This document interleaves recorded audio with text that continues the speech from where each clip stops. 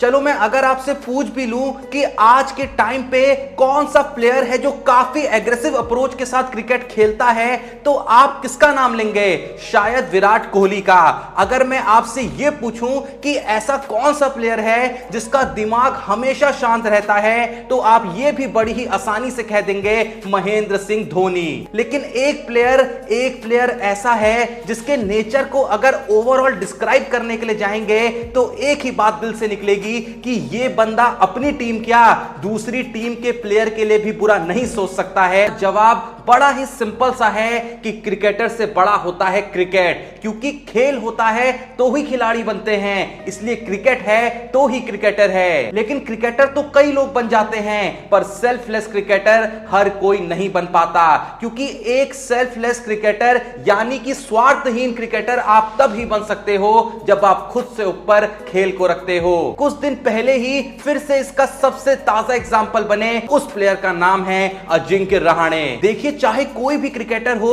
वो कई सालों बाद भी लोगों की यादों में तभी जिंदा रह पाया है जब उसने कुछ बड़ा अचीव करा हो, बहुत ज्यादा रन्स मार रखे हो, या बहुत ज्यादा विकेट्स लिए हो, या बहुत सेंचुरीज मारी हो, या और कुछ। पर वहीं पे जब बात रहाणे की आती है ना, शायद ऐसा कोई भी उनके पास बहुत बड़ा स्टैट्स नहीं है जिसे लेके आप कई सालों बाद लोगों को उनके बारे में बताएं। लेकिन वहीं पे उनके बारे में सबसे खास बात यह भी है कि आप भले ही उनका उदाहरण देके लोगों को क्रिकेट के बारे में सिखा पाएं या ना सिखा पाएं, पर इंसानियत के बारे में जरूर बहुत कुछ सिखा जाएंगे। आप अपने बच्चों को यह बोल पाएंगे कि भले ही इसके जैसे क्रिकेटर बनो या ना बनो, लेकिन इंसान जीवन में इसके जैसा ही बनना। कौन भूल सकता है गाबा का वो मैच जहां ऋषभ पंत की शानदार पारी ने ऑस्ट्रेलिया का घमंड उसी के देश में जाके उसी के लोगों के सामने चकनाचूर कर दिया था। और आपको यह भी याद होगा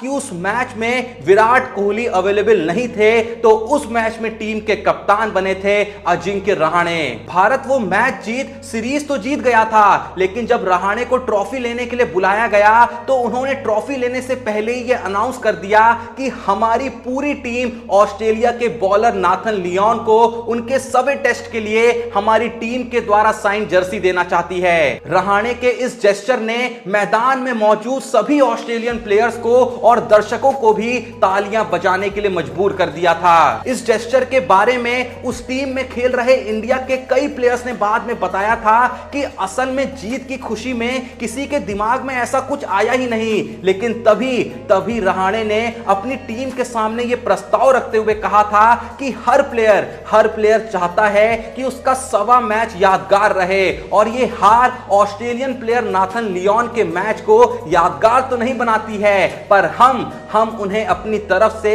यह तोहफा देकर उसके लिए यह मैच हमेशा के लिए यादगार बना सकते हैं। विराट कोहली साउथ अफ्रीका के खिलाफ हुए दूसरे मैच में 20वें ओवर की शुरुआत में जब अपने अर्धशतक से विराट कोहली मात्र बस एक ही रन दूर थे और वो 49 के स्कोर पे खड़े थे और स्ट्राइक पे दिनेश कार्तिक थे, तो सबका यही मानना था कि जो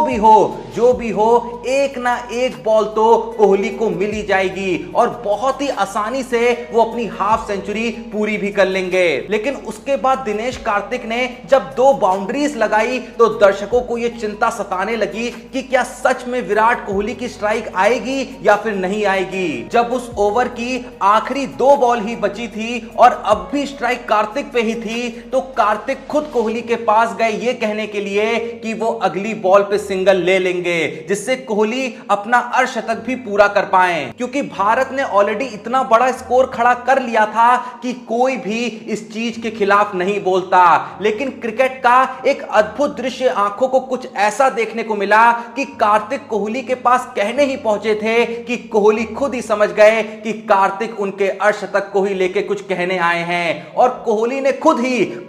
खुद ही कार्तिक को एक बार में मना कर दिया कि ऐसा करने की कोई जरूरत नहीं है, तुम खुद ही मैच को फिनिश करो। अब फतेह करके सीरीज जीतने के बाद जब रहाणे भारत लौटे तो पूरे जोरों शोरों से उनके स्वागत का इंतजाम किया गया। उन पे मालाओं से लेके फूलों की बारिश होने लगी, लेकिन जैसी रहाणे अपने घर पहुंचे तो वहां भी सैकड़ों फैन मौजूद थे, जिन्होंने उनके स्वागत पे उनके घर के पास उनकी बड़ी बड़ी फोटोज लगाई थी और एक केक को तैयार कराया गया था जिसमें कंगारुओं का शेप भी दिया हुआ था, क्योंकि ऑस्ट्रेलिया को कंगारुओं के नाम से भी जाना जाता है। लेकिन रहाणे से जब वो केक कट करने के लिए कहा गया ना, तो रहाणे ने वो केक काटने से साफ साफ मना कर दिया। रहाणे ने बता दिया था कि किसी भी चीज को सेलिब्रेट करने की भी एक लिमिट होती है, क्योंकि अगर कोई सेलिब्रेशन किसी दूसरे देश और उसके लोगों का मजाक बना के किया जा रहा है तो वो सेलिब्रेशन